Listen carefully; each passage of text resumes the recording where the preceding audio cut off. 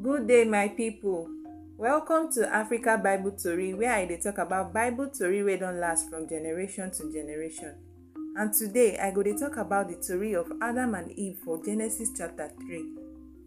One day, snake wey sharp pass all the animals wey God don create waka go meet woman. He tell am say, na true say God talk say make una no chop any fruit for dis garden. Woman come look the snake. She say, no be so. We fit chop the fruit for the garden, but God talk say make we no chop the one for the middle of the garden. Say if we chop am or even touch am, we go die. The snake begin laugh. He tell woman, sure, you sef believe that one? You no go kpai. God just dey hide levels from una. Na because God sabi say if una chop the fruit, una eye go open. Una go sabi good and bad. Una go wise like God.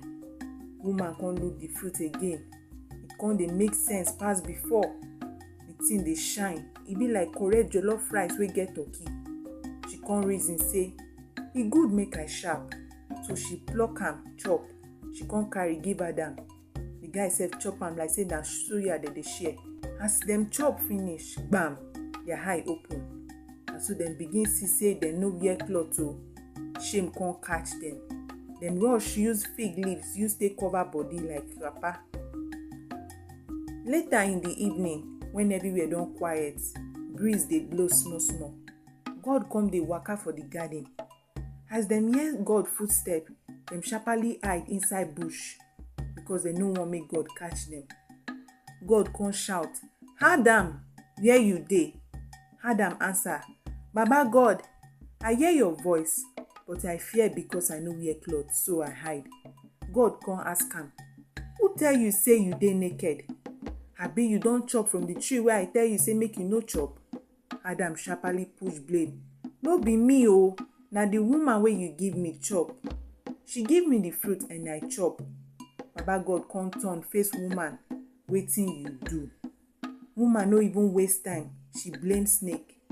Na the snake o. The thing confuse me, na im make I chop. God vex for the snake well. He tell am, because of wetin you do, for all the animals wey I create, curse dey your head.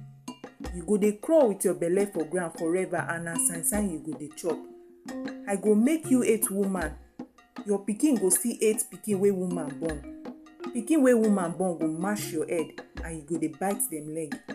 God no stop for there o. He come turn to woman. You, because you chop the fruit, anytime wey you wan born pikin, you go suffer well. Your husband go dey form boss for you, but you go still dey love am like mumu. Then God face Adam. Because you listen to your wife and chop the fruit, the ground go dey suffer you.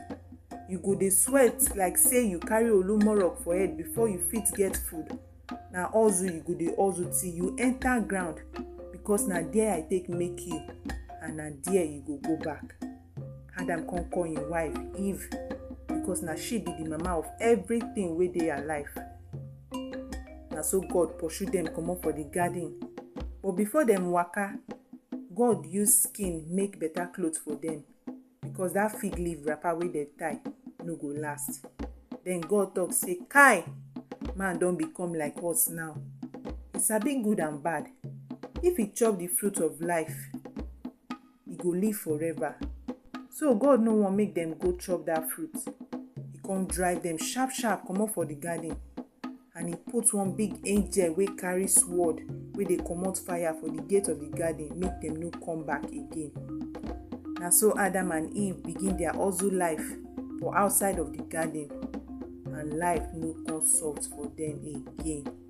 At the end of the tori be that o. Make una have a nice day.